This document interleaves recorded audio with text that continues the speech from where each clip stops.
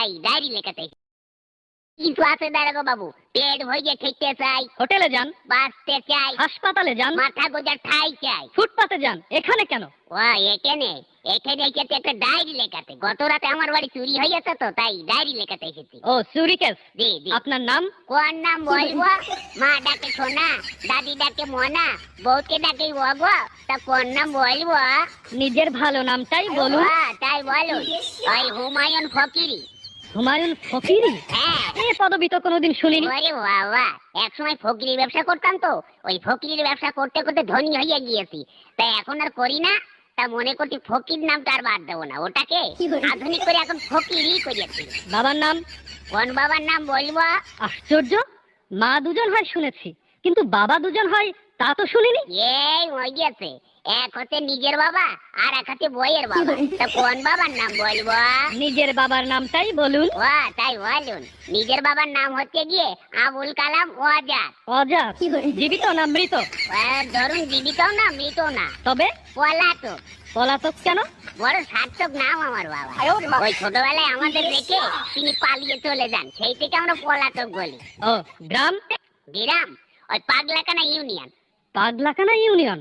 হ্যাঁ। সেটা আবার কোথায়? ওরে বাবা, পুলিশের চাকরি করেন আর পাগলাকানা ইউনিয়ন চেনেন না? সারা পৃথিবীতে ইউনিয়ন তো মাত্র দুটো, একটা সাগর পাড়ের ইউরোপিয়ান ইউনিয়ন আর একটা হচ্ছে পাগলাকানা ইউনিয়ন। আপনাদের ওখানে বাস চলে?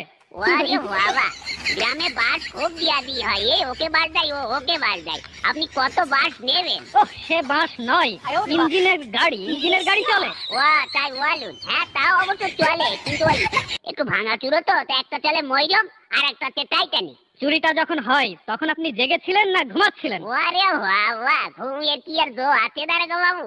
বইয়ের নাক ডাকানি, ছেলে পেলে তো ঘ্যান ঘ্যানানি, মশার প্যান প্যানানিতে ঘুমাইকার বাবা সাধ্যি। তখন আপনি জেগেছিলেন? তবে আর বলছি কি, প্রথমে না দাঁড়াগো বাবু দরজাটা খুব করে শব্দ হলো, হওয়ার পরে দেখে একটু লোক ঢুকলো, তখন না আমি একটু ভাবছি দেখি না কি করে।